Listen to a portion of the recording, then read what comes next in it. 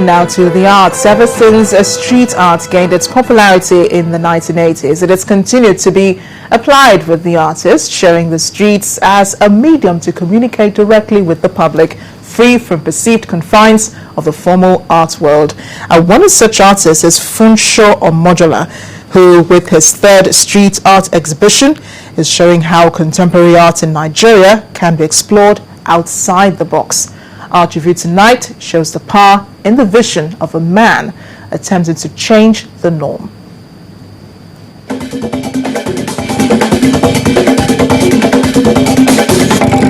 When you get tired of hearing your own name, then we'll change our story. Gilda, the ultimate. He's no stranger to these streets.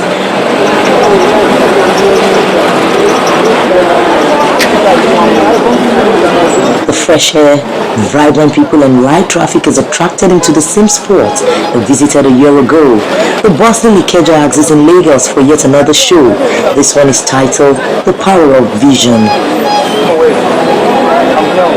Power of vision talks about the power, the vision, the focus, the movement, the sense, the life that has to do with art.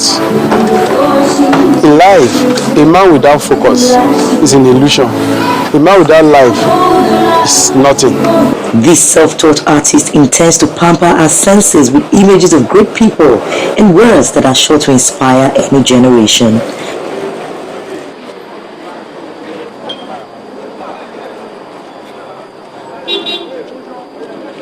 For those itching to catch a glimpse of the old Lagos life, there is a bit of that here as we see the old Carter Bridge, Broad Street and Idumota. Behind the glory is always a story. Those are the power of vision. Then I now add everything together to put it into my work. But I related everything that has to do with painting. Preach the message with my brush and my canvas to the nation, making use of my lines and shape. There are also paintings laced with a touch of culture, cut in different shapes and sizes. Then Omojola tells us where all this inspiration lies. We are learning every day. It's a continuous process. I discovered that being an artist, you are not the artist, but God made you to be an artist. Those who couldn't resist the urge to take a look give the artist a pat on the back for being consistent and bringing something new to these walls. Achievers in this world of ours have always experimented. At times it brings pleasant results, at times something lower, but in the end you discover that simple beginning becomes something beyond what one has really expected. That is the sort of a person that he is. So many may say, why is he doing it? In fact, I've never known anybody of his caliber who want to really exhibit outside, but they have seen it now and everybody is just inquiring, well, how do we do it? How do we do it? Well, the example has been set. I discovered that I've been showcasing my work in many places and my work is always passing a message to the people as if it's new. It's new. Even to me, when I'm doing all this work, I feel happy more than the money I'm getting from the work. And I look at it that the very first one I did, which was talked about my experience, I related the second one into unseen expression. Then I now see that this thing is going to a different level entirely. So I came out with this power of vision. Funsho Omojola has been pushing for good and professional art to be taken to the streets for a larger crowd to enjoy. He's had a lot of knocks trying to get his other colleagues to buy into this idea.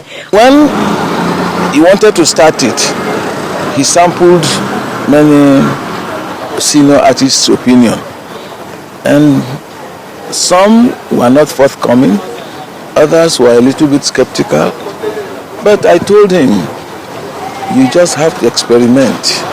And that was buttressed by one of the senior most artists that we have in Lagos here.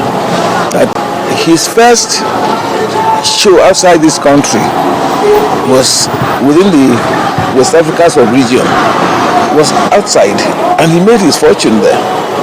Now we don't want to experiment anything in Nigeria, and that is even affecting us in almost every sphere of our endeavors.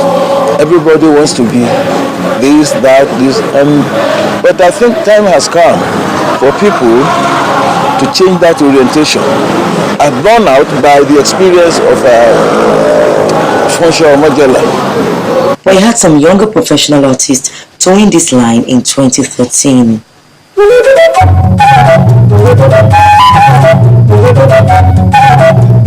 you get tired of hearing your own name, then we'll change our story. Gouda, the ultimate.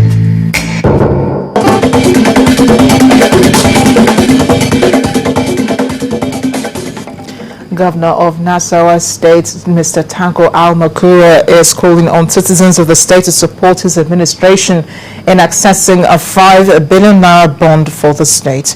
In Lafia, the state capital, the governor explained that the state needs the bond to implement its massive infrastructure agenda.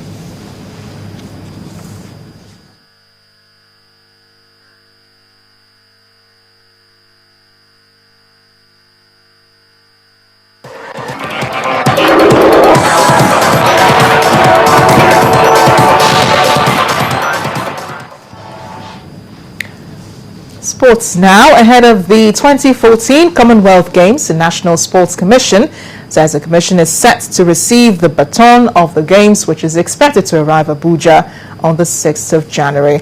Addressing a news conference in Abuja, Director General of the Commission, Mr. Gbenga Elegbele, says the baton will be domiciled here in the country for 3 days and will be received by former Nigerian Olympians and international athletes. In the meantime, the Nigeria Table Tennis Federation and the International Table Tennis Federation will this week officially sign the agreement on the hosting of Lagos World Tour. All the countries hosting the 2014 World Tour Series are expected to be present at the United Arab Emirates to conclude the arrangements for the championships. President of the NTTF, Wahid Oshodi, says this is the final confirmation to the hosting nations in terms of equipment and other modalities for the tournament. The World Tour is one of the qualification avenues for players to qualify to play in the World Tour finals. Oshodi is optimistic that Lagos is capable of hosting the tour that will take place in June. Super Eagles midfielder Mikel Obi scored on his 300th Chelsea appearance as the Blues beat Derby County 2-0 at Pride Park.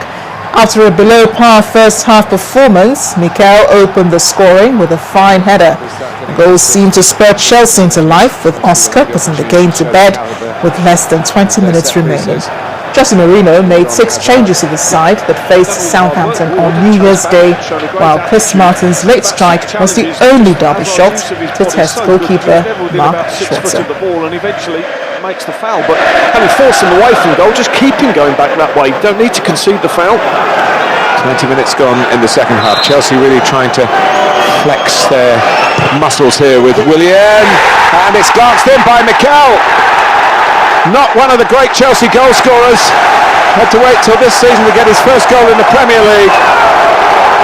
And giving away the free kick, sort of an opportunity. Don't need to give the foul away.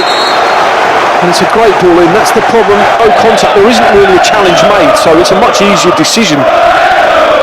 Oscar, and it's in. I don't think he saw it cleanly grab the goalkeeper, but that should propel these FA Cup specials. Meanwhile, in the meetings of 2 English Premier League sides, Swansea secured their first ever victory at Old Trafford, knocking 10-man Manchester United out of the FA Cup with a 2-0 win.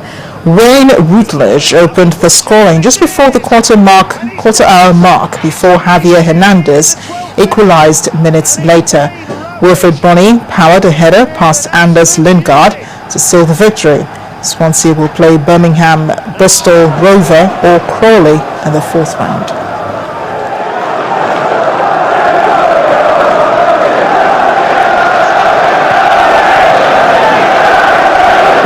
Fletcher. Yenogoa. That's a nice ball. This is Butner. Hernandez! An almost instant reply from Manchester Manchester United. From Swansea, but they're taking their time. You know, surely they want to get this into the box, trying to give themselves a chance of pinching this now. Kanyas. Routledge. Chance to take on Fletcher here. Bonny! In the 90th minute, Wilfred Bonny. Well, Jamie Patterson struck a hat-trick as Nottingham Forest romped into the fourth round of the FA Cup following a 5-0 rout of a weakened West Ham at the City Ground. The flying winger had never scored for the Reds prior to the clash, but trebled his tally with 3 goals in 14 second-half minutes to take the plaudits. It is the first time Tottenham will get past the third round to set up a tie at home to either Ipswich or Preston.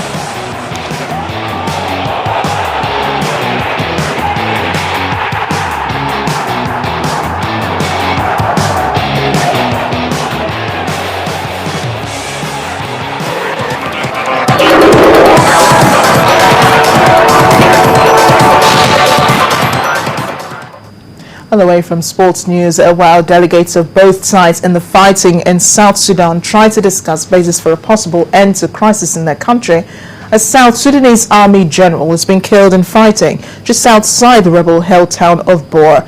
The commanding general, who has not been named, was killed when government troops coming from the capital Juba came under attack about 25 kilometers from Bor. The government has been sending reinforcements to try to retake Bor in recent days, bringing the total number of army troops involved to some 2,000. At least 1,000 people have been killed and nearly 200,000 displaced since the conflict started in December. It is believed to be conflict based on ethnic differences stemming from before South Sudan became independent in 2011. And African migrants are holding a protest in the Israeli capital Tel Aviv against what they say is unfair treatment by the government. The protesters, mainly Eritrean and Sudanese, are demanding the right to work legally and for their asylum bids to be processed, as some of them have been in Israel for 4 years and have taken up low-paying jobs. Most claim to be refugees who fled persecution and conflict in their countries. They say their only choice that is, will be either to spend time in prison in Israel or agree to return home. Israel, however, has responded by promising to deal with people who it says have infiltrated the country. The government believes that more than 2,600 people had already agreed to leave Israel voluntarily last year.